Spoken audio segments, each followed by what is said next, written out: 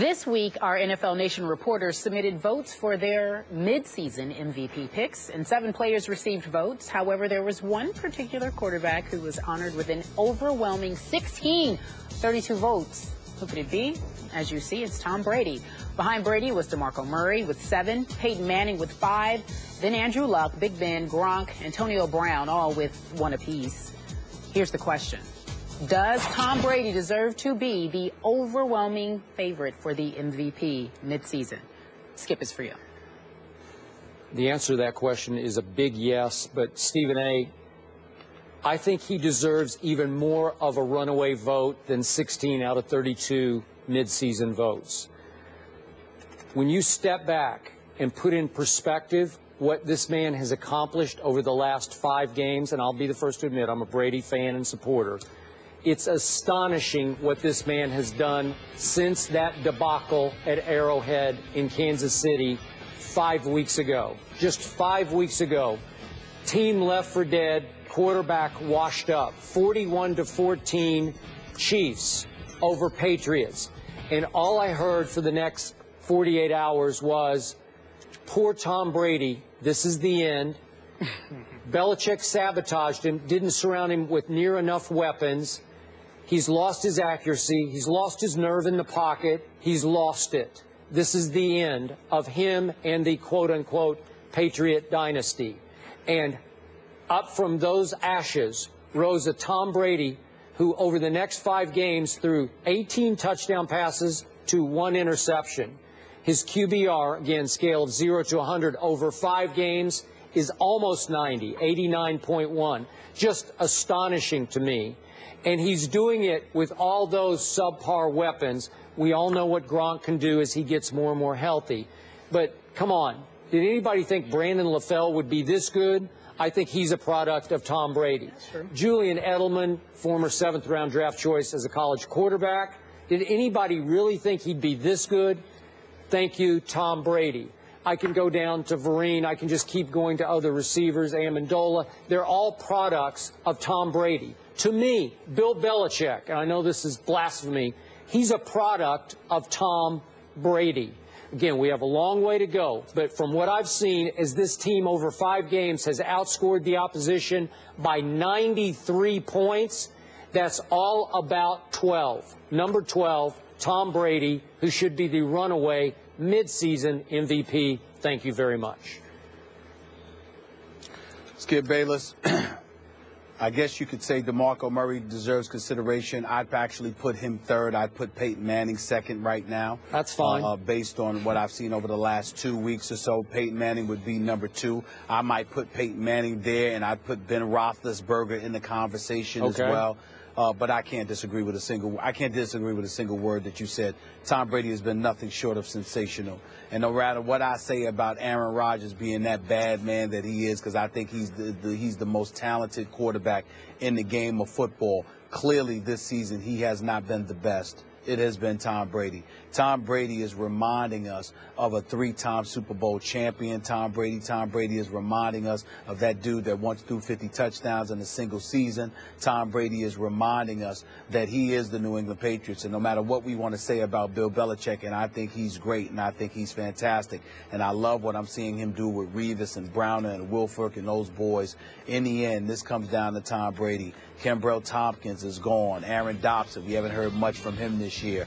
To guys like Tim Wright and Brandon LaFell have been incorporated into the mix. Gronkowski has been working his way back to being fully healthy.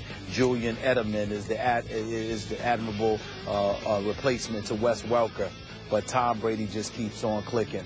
There's nothing I can say to refute an iota of what you uttered. Tom Brady right now is the man. It is just that simple.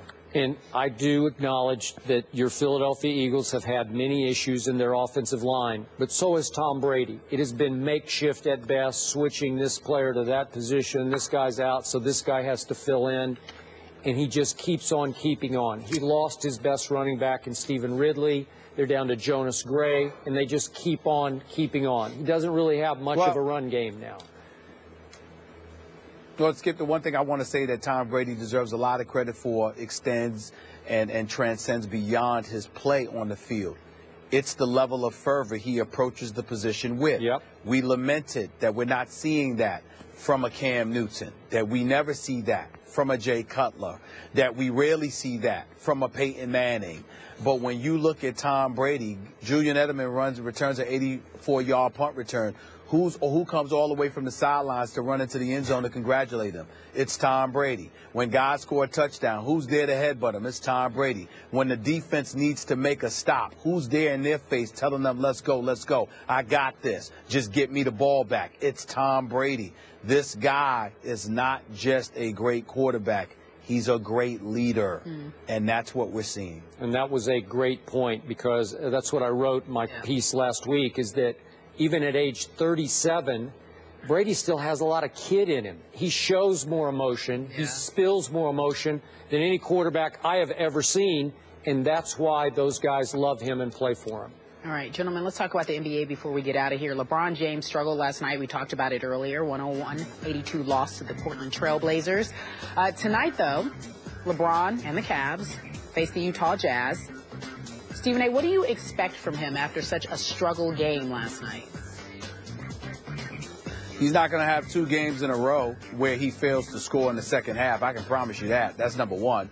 Number two, I feel sorry for the Utah Jazz, because what are you going to be able to do to stop this man? I'd love to see it, because I don't see it. I'm just looking at this roster. Gordon Hayward going to stop him? Stop it. Trey Burke, please. Alec Burks, Derek Favors, Trevor Booker, Enes Kanter, Rodney Hood, the rookie out of Duke. I like him and respect his game. Think he's got some promise. But you're going to stop LeBron James, period. The only reason I watch this game is because I want to see this kid Dante Exum, number 5th overall pick out of Australia. I want to see what kind of skills he has. Other than that, not interested.